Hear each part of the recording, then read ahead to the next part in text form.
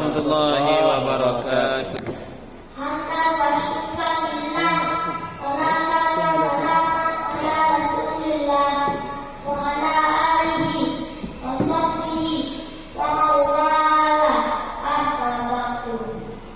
Setinggi puji, sedalam syukur hanya kepada Allah Azza wa Jalla.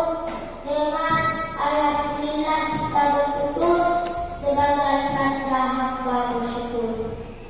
Salawat dan salam limpah bertabur hanya kepada Muhammad Nabi yang masyhur. Allahumma shalli ala Muhammad wa ala ali Muhammad.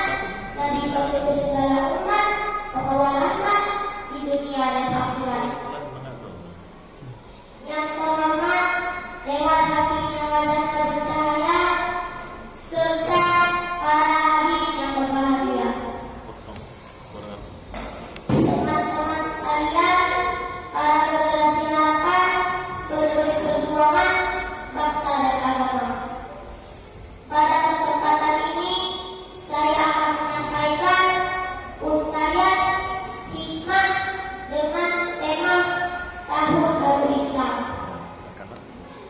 Hari ini kita memperingati hari lahir Nabi Muhammad SAW.